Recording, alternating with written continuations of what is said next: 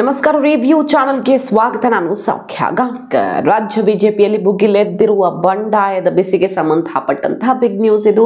Rebel ಬಣಕ್ಕೆ ಕೊನೆಗೂ ದೊಡ್ಡ ಹಿನ್ನಡೆಯೊಂದು ಎದುರಾಗಿದೆ. ರೆಬೆಲ್ ಮೀಟಿಂಗ್ ಆಯಿತು. ರೆಬೆಲ್ ಟೀಮ್ನ ನಾಯಕರೆಲ್ಲ ನಿನ್ನೆ ಮೀಟಿಂಗ್ ಮಾಡಿ ಒಂದು ಮಹತ್ವದ ತೀರ್ಮಾನವನ್ನು ಮಾಡಿದ್ರು. ಆ ತೀರ್ಮಾನವೇ ಈಗ ರೆಬೆಲ್ ಬಣ ಹೆಜ್ಜೆ ಹಿಂದಿಟ್ಟಿರೋದನ್ನು ಖಚಿತಪಡಿಸ್ತಾ ಇದೆ. ಏನದು ಹಾಗಾದರೆ? ಈ ಅತೃಪ್ತರಿಗೆ ಸಂಬಂಧಪಟ್ಟ ಡೆವಲಪ್ಮೆಂಟ್. ಇದ್ದಕ್ಕಿದ್ದಂತೆ ಚಾಮುಂಡಿ ಬೆಟ್ಟಕ್ಕೆ ಧಾವಿಸಿದ್ಯಾಕೆ ಯತ್ನಾಳ್? ಅವರು ಮುಂದೀಗ ಮಾಡೋಕೆ ಹೊರಟಿರೋದು ಏನು? ಡೀಟೇಲ್ಸ್ ನಿಮ್ಮ ಮುಂದೆ ಇಡ್ತಾ ಹೋಗ್ತೀವಿ. ಮಿಸ್ ಮಾಡದೆ ನಮ್ಮ ಚಾನಲ್ನ ಸಬ್ಸ್ಕ್ರೈಬ್ ಮಾಡಿ ನಿಮ್ಮ ಅಭಿಪ್ರಾಯ ಕಮೆಂಟ್ ಮಾಡಿ ತಿಳಿಸಿ. ಎಸ್ ವೀಕ್ಷಕರೇ, ಯತ್ನಾಳ್ ಬಣಕ್ಕೆ ಮೊದಲ ಮಹಾ ಹಿನ್ನಡೆ ಇದು.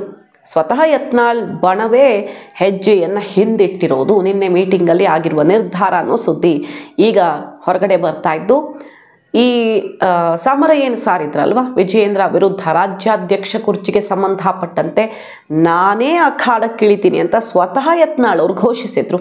ಇಲ್ವಾದಲ್ಲಿ ಶ್ರೀರಾಮುಲು ಅವರು ಇಳಿಲಿ, ಸೀನಿಯರ್ಸ್ ಯಾರಾದರೂ ಸರಿ, ಕುಮಾರ್ ಬಂಗಾರಪ್ಪ ಅವರು ಇಳಿಲಿ, ಲಿಂಗಾಯತರಾದರೆ ನಾನು ಕ್ಯಾಂಡಿಡೇಟು, ದಲಿತರಾದರೆ ಇಂಥವರು, ಬೇರೆ ಬೇರೆ ಸಮುದಾಯ ಯಾವ್ದು ಲೆಕ್ಕಾಚಾರ ಹೇಳುತ್ತೋ ಅಂಥವ್ರನ್ನ ಇಳಿಸ್ತೀವಿ ಅಂತ ಯತ್ನಾಳ್ ಬಣ ನಿರ್ಧಾರ ಮಾಡಿತ್ತಲ್ವ. ಈಗ ನಮ್ಮಲ್ಲಿ ಯಾರು ಇಳಿಯೋದು ಬೇಡ, ಯತ್ನಾಳ್ ಅವರನ್ನು ಅಧ್ಯಕ್ಷ ಕುರ್ಚಿ ಎಲೆಕ್ಷನ್ಗೆ ನಿಲ್ಲಿಸೋದು ಬೇಡ, ನಾಮಿನೇಷನ್ನು ಮತ್ತೊಂದು ಇಲ್ಲ ಅಂತ ನಿರ್ಧಾರವನ್ನು ಕೈಗೊಂಡಿದೆ ರೆಬೆಲ್ ಬಣ ಅನ್ನುವ ಸುದ್ದಿ ಹೊರಗಡೆ ಬರ್ತಾ ಇದ್ದು, ಆ ಪ್ರಮುಖ ವಿಚಾರದಲ್ಲೇ ಹೆಜ್ಜೆ ಹಿಂದಿಡುವ ಮೂಲಕ ದೊಡ್ಡದೊಂದು ಹಿನ್ನಡೆ ಅನುಭವಿಸಿದಂತಾಗಿದೆ. ಹೈಕಮಾಂಡ್ ಮೊನ್ನೆ 3 ದಿನಗಳ ಡೆಲ್ಲಿ ಪ್ರವಾಸ ಕೈಗೊಂಡಿದ್ರಲ್ಲ ರೆಬೆಲ್ ಬಣದವರು, ಆಗ ಒಂದು ವಿಚಾರ ಕ್ಲಿಯರ್ ಮಾಡಿಬಿಡ್ತು.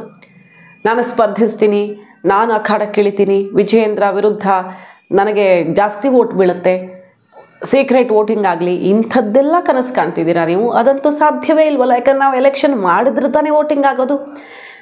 ಒಮ್ಮತದ ಎಲ್ಲರ ಸಹಮತದ ಆಯ್ಕೆ ಮಾತ್ರ ಬಿ ಜೆ ಪಿಯಲ್ಲಿ ನಡ್ಕೊಂಡು ಬಂದಿರೋದು. ಆ ರೀತಿಯೇ ಈ ಬಾರಿಯೂ ಕೂಡ ನಡೆಯುತ್ತೆ. ಸೊ ಎಲೆಕ್ಷನ್ನು ವೋಟಿಂಗು ಅನ್ನೋದಿಲ್ವೇ ಇಲ್ಲ. ಚುನಾಯಿತ ಅಂತ ಅಧ್ಯಕ್ಷರನ್ನ ಒಮ್ಮತದ ಆಯ್ಕೆ ಮಾಡಲಾಗತ್ತಷ್ಟೇ. ಸೊ ಆ ಕನಸು ಕಾಣೋದನ್ನು ಬಿಟ್ಟು ಬಿಡಿ ಅಂತ ಬಾಗಿಲು ಹಾಕಿ ಕಳಿಸ್ಕೊಟ್ರು ವಾಪಸ್. ಮೀಟಿಂಗು ಕೂಡ ಅವಕಾಶ ಸಿಗಲಿಲ್ಲ. ಆ ಸಂದೇಶ ಕ್ಲಿಯರ್ ಆಗಿ ಬಂದು ಬಡಿತು. ಅಷ್ಟಾದ ಮೇಲೆ ಈಗ ಈ ಅಧ್ಯಕ್ಷ ಸ್ಥಾನದ ಸ್ಪರ್ಧೆಯನ್ನು ಕೈ ಬಿಟ್ಟಿದ್ದಾರೆ ಯತ್ನಾಳ್ ಅನ್ನೋದು ಒಂದು ಬಿಗ್ ನ್ಯೂಸ್. ಯಾಕೆ ಬೇಡ ಸ್ಪರ್ಧೆ ಅಂತ ಕೇಳಿದ್ರೆ, ಇದು ಬೇರೆ ಯಾರೂ ಅಲ್ಲ, ರೆಬೆಲ್ ಟೀಮ್ನಲ್ಲಿರುವಂಥ ನಾಯಕರೇ ಈಗ ಅನಿವಾರ್ಯವಾಗಿ ಯತ್ನಾಳ್ ಅವ್ರನ್ನು ಒಪ್ಪಿಸ್ತಾ ಇದ್ದಾರೆ. ಆಂತರಿಕ ಪ್ರಜಾಪ್ರಭುತ್ವ ವೋಟಿಂಗು ಅಂತ ತಗೊಂಡ್ರೂ ಕೂಡ ವಿಜಯೇಂದ್ರ ಬಣದ ಕೈ ಮೇಲಾಗುತ್ತೆ, ವಿಜಯೇಂದ್ರ ಕೈ ಮೇಲಾಗುತ್ತೆ. ಶಾಸಕರು, ಪದಾಧಿಕಾರಿಗಳು, ಜಿಲ್ಲಾಧ್ಯಕ್ಷರು, ವೋಟಿಂಗ್ ಪವರ್ ಇರುವಂಥ ಯಾರ್ಯಾರಿದ್ದಾರೋ ಅವರ ಲೆಕ್ಕಾಚಾರ ಹೆಡ್ ಕೌಂಟ್ ಮಾಡೋದಕ್ಕೆ ಹೋದರೆ ವಿಜಯೇಂದ್ರ ಕೈ ಮೇಲಾಗುತ್ತೆ. ಹೈಕಮಾಂಡ್ ಹೆಂಗೂ ಎಲೆಕ್ಷನ್ ಮಾಡುವಂಥ ಮನಸ್ಥಿತಿಯಲ್ಲೂ ಇಲ್ಲ. ಸೊ ಈಗ ನಾವು ಅಖಾಡಕ್ಕಿಳಿದು ಚುನಾವಣೆಗೆ ನಿಲ್ತೀವಿ ಅಂತ ಸೆಡ್ಡು ಹೊಡೆದು ನಮಗೆ ಮುಖಭಂಗ ಆಗುತ್ತೆ. ಅದ್ರ ಬದಲು ನಾವು ಎಲೆಕ್ಷನ್ ಪ್ರಾಸೆಸ್ಗೆ ಹೋಗದೇ ಇದ್ದರೆ ಹೀಗೆ ವಿರೋಧಿಸ್ಕೊಂಡಾದರೂ ಹೋಗ್ಬೋದು, ಹೋಗ್ಬಿಟ್ರೆ ಎಕ್ಸ್ಪೋಸ್ ಆಗಿಬಿಡ್ತೀವಿ ಅನ್ನೋ ರೀತಿಯಲ್ಲಿ. ಅಂದರೆ ಸೋಲಾಗ್ಬಿಟ್ರೆ ನಮಗೆ ಈ ಹೋರಾಟಕ್ಕೆ ಹಿನ್ನಡೆ ಆಗಿಬಿಡುತ್ತೆ.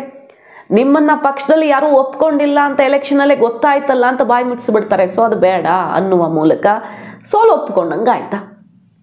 ಸೊ ರೆಬೆಲ್ ಟೀಮೇ ಈಗ ರೆಡಿ ಇಲ್ಲ. ಯಾಕಂದರೆ ತಟಸ್ಥರ ಬಣ ಅಂತ ಇದೆಯಲ್ಲ ಒಂದು, ನಾಟ್ ಸೋ ತಟಸ್ಥ ಬಣ, ಅದು ಸ್ವಲ್ಪ ಆಗಾಗ ಸದ್ದು ಮಾಡ್ತಾ ಇರ್ತಾರೆ, ಆದರೂ ತಟಸ್ಥ ಬಣ ಅವರು ಕೂಡ ಈಗ ಯತ್ನಾಳ್ ಪರವಾಗಿ ನಿಲ್ಲೋದಕ್ಕೆ ರೆಡಿ ಇಲ್ಲ. ಹೈಕಮಾಂಡ್ ಬಿಸಿ ಮುಟ್ಟಿಸಿದೆ ಮತ್ತು ಇಲ್ಲಿ ವಿಜಯೇಂದ್ರ ಟೀಮ್ ಕಡೆಯಿಂದ ಸಂಧಾನದ ಪ್ರಯತ್ನಗಳೂ ಆಗಿವೆ. ಹಾಗಾಗಿ ಎಲೆಕ್ಷನ್ ತನಕ ಹೋಗಿ ರಿಸ್ಕ್ ತಗೊಳ್ಳೋಕೆ ರೆಡಿ ಇಲ್ಲ. ಒಂದಿಷ್ಟು ವಿಜಯೇಂದ್ರ ಹದ್ದು ಬಸ್ತಲ್ಲಿ ಇಡ್ಲಿ ಅನ್ನೋ ಪ್ರಯತ್ನಗಳು ಅಷ್ಟೇ. ಮಧ್ಯದಲ್ಲಿ ಅವಕಾಶ ಸಿಕ್ಕಾಗ ಕೆಲವರು ಅದೃಷ್ಟ ಪರೀಕ್ಷೆಗೆ ಇಳಿದಿರಬಹುದು. ಆದರೆ ಇದೆಲ್ಲ ವರ್ಕೌಟ್ ಆಗಲ್ಲ ಅಂತ ಹೈಕಮಾಂಡ್ ಮೆಸೇಜ್ ಬರ್ತಾ ಇದ್ದ ಹಾಗೆ ಸೈಲೆಂಟ್ ಆಗಿಬಿಟ್ರು. ಯತ್ನಾಳ್ ಮಾತ್ರ ತುಂಬ ಮುಂದೆ ಹೋಗ್ಬಿಟ್ಟಿದ್ದಾರಲ್ಲ, ಅಷ್ಟು ಬೇಗ ಸೈಲೆಂಟ್ ಆದರೆ ಅವರ ಪ್ರತಿಷ್ಠೆಯ ಪ್ರಶ್ನೆ. ಹಾಗಾಗಿ ಅವರು ಅಷ್ಟು ಸುಲಭವಾಗಿ ಸಂಪೂರ್ಣ ತಲೆಬಾಗೋದು ಕಷ್ಟ. ಆದರೆ ಈಗ ಅವರ ಟೀಮಲ್ಲಿರೋರೇ ಈ ಸ್ಪರ್ಧೆಯಿಂದ ಹಿಂದೆ ಸರಿಸಿದ್ದಾರೆ. ಆದರೆ ನಿಮ್ಮ ಜೊತೆಗಿರ್ತೀವಿ ನಾವು, ಏನು ಆ್ಯಕ್ಷನ್ ಆದರೂ ನಿಮ್ಮ ಜೊತೆಗಿರ್ತೀವಿ ಅಂತಿದ್ದಾರೆ. ಯಾಕಂದರೆ ಈಗ ಒಂಟಿಯಾಗಿಬಿಟ್ರೆ ಯತ್ನಾಳ್ ಮೇಲೆ ಆ್ಯಕ್ಷನ್ ತೊಗೊಂಡ್ರು ಪಕ್ಷಕ್ಕೆ ನಷ್ಟ ಇಲ್ಲ. ಅವ್ರು ಜಂಟಿಯಾಗಿದ್ದರೆ ಲಾಭ ಇದೆ, ಯತ್ನಾಳ್ಗೆ ಲಾಭ ಇದೆ. ಹಾಗಾಗಿ ಅವ್ರ ಜೊತೆಗಿರೋರು ಒಂದಿಷ್ಟು ಆತಂಕ ಇರಬಹುದು, ಇವ್ರ ಜೊತೆಗೀಗ ನಮ್ಮ ಮೇಲೂ ಆ್ಯಕ್ಷನ್ ಆದರೆ ಏನು ಕಥೆ ಅಂತ. ನಿನ್ನೆ ಮೀಟಿಂಗಲ್ಲಿ ಏನೇ ಆ್ಯಕ್ಷನ್ ಆದರೂ ನಾವು ನಿಮ್ಮ ಜೊತೆಗಿರ್ತೀವಿ, ಹೈಕಮಾಂಡ್ ಹೆದರ್ಸೋಕೆ ನೋಡ್ತಿರಬಹುದು, ನಾವು ನಿಮ್ಮನ್ನು ಬಿಟ್ಟುಕೊಡಲ್ಲ ಅಂತೆಲ್ಲ ಹೇಳಿದ್ದಾರೆ. ಆದರೆ ಎಲೆಕ್ಷನ್ಗೆ ನಿಲ್ಲೋದು ಬೇಡ ಅನ್ನೋ ಮೂಲಕ ನಿಧಾನಕ್ಕೆ ಹೆಜ್ಜೆ ಹಿಂದಿಡುವಂಥ ಲಕ್ಷಣ ಕಂಡು ಬರ್ತಾ ಇದೆ. ರೆಬಲ್ ಬಣ ಸ್ವಲ್ಪ ಯತ್ನಾಳ್ ವಿಚಾರದಲ್ಲಿ ಸೈಲೆಂಟ್ ಆದಂಗೆ ಕಾಣಿಸ್ತಾ ಇದೆ. ಹೈಕಮಾಂಡ್ ಮುಟ್ಟಿಸಿರುವ ಬಿಸಿಯಿಂದಾಗಿ ಹೈಕಮಾಂಡ್ ಯಾವುದೇ ಆಪ್ಷನ್ಗೂ ಕೂಡ ರೆಬಲ್ ಬಣ ಬಗ್ಗದೆ ಹೋದಲ್ಲಿ ಕ್ರಮ ಕಟ್ಟಿಟ್ಟ ಬುತ್ತಿ. ಎಚ್ಚರಿಕೆ ಕೊಟ್ಟ ಮೇಲೆ ನೋಟಿಸ್ಗೂ ಕೂಡ ಸಿಟ್ಟು ಮಾಡ್ಕೊಂಡು ನೋಟಿಸ್ಗೆ ರಿಪ್ಲೈಯನ್ನು ಪೆಂಡಿಂಗಲ್ಲಿಟ್ಟ ಮೇಲೆ ನಿಮ್ಮ ಉತ್ತರ ಸರಿ ಇಲ್ಲ, ಇದನ್ನು ನಾವು ಸ್ವೀಕರಿಸೋಕ್ಕಾಗಲ್ಲ ಅಂತ ಶಾಕ್ ಕೊಟ್ಟ ಮೇಲೂ ಕೂಡ ಯತ್ನಾಳ್ ಮತ್ತೆ ವಿಜಯೇಂದ್ರ ವಿರುದ್ಧ ಏಕವಚನದಲ್ಲಿ ತೀವ್ರ ವಾಗ್ದಾಳಿ ನಡೆಸಿದ್ರು. ಮೀಡಿಯಾಗಳ ವಿರುದ್ಧ ಕೆಂಡವನ್ನು ಉಗುಳಿದ್ರು. ಈಗ ಚಾಮುಂಡಿ ಬೆಟ್ಟದಲ್ಲಿ ಮತ್ತೊಂದು ಸಂಕಲ್ಪ ಮಾಡಿ ಬಂದಿದ್ದಾರೆ.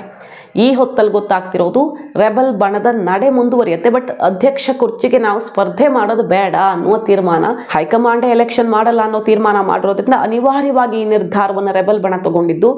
ಆಯಿತು, ನಾವ್ಯಾರು ಸ್ಪರ್ಧೆ ಮಾಡಲ್ಲ, ಹಾಗಾದರೆ ನೀವೇ ಬೇರೆಯವರನ್ನ ಆಯ್ಕೆ ಮಾಡಿ ಅಂತ ಮಾತ್ರ ಒತ್ತಡ ಹಾಕೋಣ. ವಿಜಯೇಂದ್ರ ಬದಲಾಗಿ ಬೇರೆಯವ್ರನ್ನ ಆಯ್ಕೆ ಮಾಡಿದ್ರೆ ನಾವು ಸುಮ್ಮನಾಗ್ತೀವಿ ಅಂತ ಮಾತ್ರ ಸಂದೇಶ ತಲುಪಿಸೋಣ ಅನ್ನೋ ನಿರ್ಧಾರವನ್ನು ಸದ್ಯ ಮಾಡಿದ್ದಾರೆ. ಚಾಮುಂಡಿ ಬೆಟ್ಟಕ್ಕೆ ಹೋಗ್ತಾರೆ. ಚಾಮುಂಡಿ ಬೆಟ್ಟದಲ್ಲಿ ಯತ್ನಾಳ್ಗೆ ಮತ್ತೆ ವಿಜಯೇಂದ್ರ ಜಯವಾಗಲಿ ಘೋಷಣೆಗಳೆಲ್ಲ ಮೊಳಗ್ತವೆ. ಮತ್ತೆ ಮುರುಸಾಗಿ ಮೀಡಿಯಾಗಳನ್ನು ಅಡ್ರೆಸ್ ಮಾಡದೆ ತಿರುಗೂ ನೋಡದೆ ಅಲ್ಲಿಂದ ನಡೀತಾರೆ. ನಿನ್ನೇನೂ ಅಷ್ಟೇ ಮೀಡಿಯಾ ಕಂಡ ತಕ್ಷಣ ಉರಿದು ಬೀಳ್ತಾರೆ. ಕೊನೆಗೆ ಪ್ರತಾಪ್ ಸಿಂಹ ಅವ್ರು ಕರ್ಕೊಂಡು ಹೋಗ್ತಾರೆ ಅವ್ರನ್ನ. ಈ ಥರ ಮಾಡಬೇಡಿ, ಸುಮ್ಮನೆ ಇದು ಮೀಡಿಯಾಗಳಿಗೆ ಆಹಾರ ಆಗುತ್ತೆ ಅಂತ ಕರ್ಕೊಂಡು ಹೋಗ್ತಾರೆ. ಅಷ್ಟು ಡಿಸ್ಟರ್ಬ್ ಆಗಿದ್ದಾರೆ ಯತ್ನಾಳ್ ಅನ್ನೋದು ಕ್ಲಿಯರಾಗಿ ಅರ್ಥ ಆಗ್ತಾ ಇದೆ. ಮೊದಲು ಮೀಡಿಯಾದ ಮೇಲೆ ಮಾತನಾಡಿ ಹರಿಹಾಯ್ದ್ರು, ಆಮೇಲೆ ನೋಡಿದ್ರೆ ಬೇಡವೇ ಬೇಡ ಅನ್ನೋ ರೀತಿಯಲ್ಲಿ ಪ್ರತಾಪ್ ಸಿಂಹ ಅವ್ರು ಕರ್ಕೊಂಡು ಹೋಗಬೇಕಾಯ್ತು. ಅಷ್ಟು ಸೆಟ್ಟು ಮಾಡ್ಕೊಂಡಿದ್ದಾರೆ ಯತ್ನಾಳ್. ಇದು ಯಾವಾಗ ಆಗುತ್ತೆ ಅಂತ ಕೇಳಿದ್ರೆ ಯತ್ನಾಳ್ ಅವರ ಪ್ಲ್ಯಾನ್ ಎಲ್ಲ ಹೈಕಮಾಂಡಿಗ ಉಲ್ಟಾ ಮಾಡಿರೋದ್ರ ಎಫೆಕ್ಟ್ ನಿಂತಲ್ಲಿ ನಿಲ್ಲದಂತಾದ್ರೆ ಯತ್ನಾಳ್.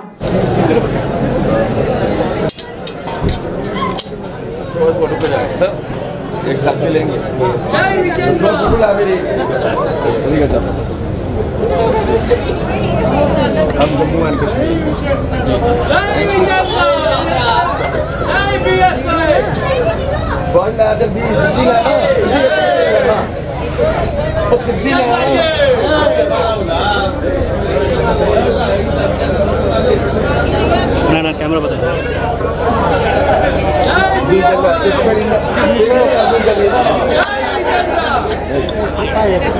जी जी सर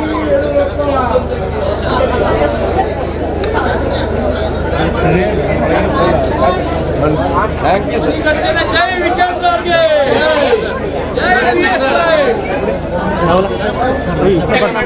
ಅಲ್ಲ ಸರ್ ನೀವು ಫೋನ್ ಮಾಡಿಲ್ಲ, ನಾವು ಎಷ್ಟು ಸಲ ಫೋನ್ ಮಾಡಿಲ್ಲ, ನಾವು ವಾಟ್ಸ್ಆಪ್ ಮಾಡಿದ್ದೀವಿ. ಗನ್ಮನ್ಗಳು ಸುಳ್ಳು ಹೇಳ್ತಾರೆ, ನೀವು ಒಂದ್ಸಲ ಕ್ಲಾರಿಟಿ ಕೊಡ್ಲಿಲ್ಲ, ನಮ್ಮ ಮೇಲೆ ಸುಮ್ಮನೆ ಕೂರ್ಬೇಕು ಅನಿಸ್ತಾ ಇದ್ದೀರಾ? ಇಲ್ಲ ಸರ್, ಈಗ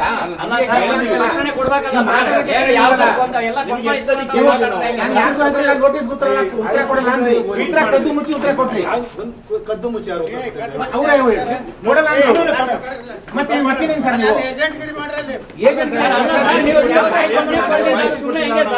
ಬಾಯಿ ಬಂದಾಗ ಯಾಕೆ ಮಾತಾಡ್ತೀರಾ ಮೀಡಿಯಾದವ್ರ ಮೇಲೆ? ಉತ್ತರ ಕೊಡಲ್ಲ ಅಂದ್ಮೇಲೆ ಕೊಡಬಾರ್ದು, ಕೊಟ್ಟಿಲ್ಲ ನೀವು. ಸದ್ಯ ಮುನಿಸ್ಕೊಂಡಿದ್ದ ಬೊಮ್ಮಾಯಿ ಅವ್ರ ಜೊತೆ ಯಡಿಯೂರಪ್ಪನವರು ಮಾತಾಡಿದ್ದಾರೆ. ಅಶೋಕ್ ಅವ್ರನ್ನ ಖುದ್ದಾಗಿ ವಿಜಯೇಂದ್ರ ಭೇಟಿಯಾಗಿ ಸಂಧಾನ ಪ್ರಯತ್ನ ಆಗಿದ್ದು, ರಮೇಶ್ ಜಾರಕಿಹೊಳಿ ಅವ್ರನ್ನೂ ಕೂಡ ಕರೆದುಕೊಳ್ಳುವಂತಹ ಮೀಟಿಂಗ್ಗಳಾಗ್ತಿದ್ದಾವೆ. ಸೊ ರಮೇಶ್ ಜಾರಕಿಹೊಳಿ ಅವ್ರನ್ನ ಯತ್ನಾಳ್ ಟೀಮಿಂದ ಹೊರಗಡೆ ತಂದುಬಿಟ್ರೆ ರೆಬಲ್ ಬಣಕ್ಕಿರುವಂಥ ಒಂದು ದೊಡ್ಡ ಬಲ, ಎಲ್ಲ ಬಗೆಯಲ್ಲಿ ಡೆಲ್ಲಿ ಓಡಾಟ, ಹಣಬಲ, ಮತ್ತೊಂದು ಬಲ ಎಲ್ಲ ಸೇರಿಸ್ಕೊಡುವಂಥ ರಮೇಶ್ ಜಾರಕಿಹೊಳಿ ಔಟ್ ಆಗಿಬಿಟ್ರೆ ಆಲ್ಮೋಸ್ಟ್ ಒಂಟಿ ಆಗಿಬಿಡ್ತಾರೆ ಯತ್ನಾಳ್. ಕುಮಾರ್ ಬಂಗಾರಪ್ಪ ಅವ್ರನ್ನೂ ಸೆಳೆಯೋ ಪ್ರಯತ್ನ ಆಗ್ತಿದೆ. ಸೊ ಅವ್ರು ಒಂಟಿ ಆಗಿಬಿಟ್ರೆ ಅವ್ರ ವಿರುದ್ಧ ಆ್ಯಕ್ಷನ್ ಸುಲಭವಾಗಿಬಿಡುತ್ತೆ ಅನ್ನುವಂಥ ಆಪರೇಷನ್ನೂ ಕೂಡ ನಡೀತಿರೋದು ವಿಜಯೇಂದ್ರ ಬಣದಿಂದ. ಸೊ ಹೈಕಮಾಂಡ್ ಎಚ್ಚರಿಕೆ ಬೆನ್ನಲ್ಲೇ ಈಗ ರೆಬಲ್ಗಳು ನಾವು ಮತ್ತು ಒಟ್ಟಾಗಿದ್ದೀವಿ ಅನ್ನೋ ಮೆಸೇಜ್ ಕೊಡೋ ಪ್ರಯತ್ನ ಮಾಡಿದ್ದಾರೆ. ಒಟ್ಟಾರೆಯಾಗಿ ಅಧ್ಯಕ್ಷ ಕುರ್ಚಿ ಆಸೆ ಬಿಟ್ಟಿದ್ದಾರೆ ಯತ್ನಾಳ್, ಆದರೆ ವಿಜಯೇಂದ್ರ ಇಳಿಸುವ ಆಸೆಯನ್ನು ಬಿಟ್ಟಿಲ್ಲ. ಉಚ್ಚಾಟನೆಗೂ ನಾವು ಸೈ ಅಂತ ಹೊಸ ದಾರಿಯನ್ನು ಈಗ ಅರಸಿ ಹೊರಟಿರೋದು. ಮಾಹಿತಿ ನಿಮ್ಗೆ ಇಷ್ಟ ಆಗಿದ್ರೆ ಮಿಸ್ ಮಾಡಿದ್ರೆ ನಮ್ಮ ಚಾನಲ್ನ ಸಬ್ಸ್ಕ್ರೈಬ್ ಮಾಡಿ, ನಿಮ್ಮ ಅಭಿಪ್ರಾಯ ಕಮೆಂಟ್ ಮಾಡಿ ತಿಳಿಸಿ. Thank you.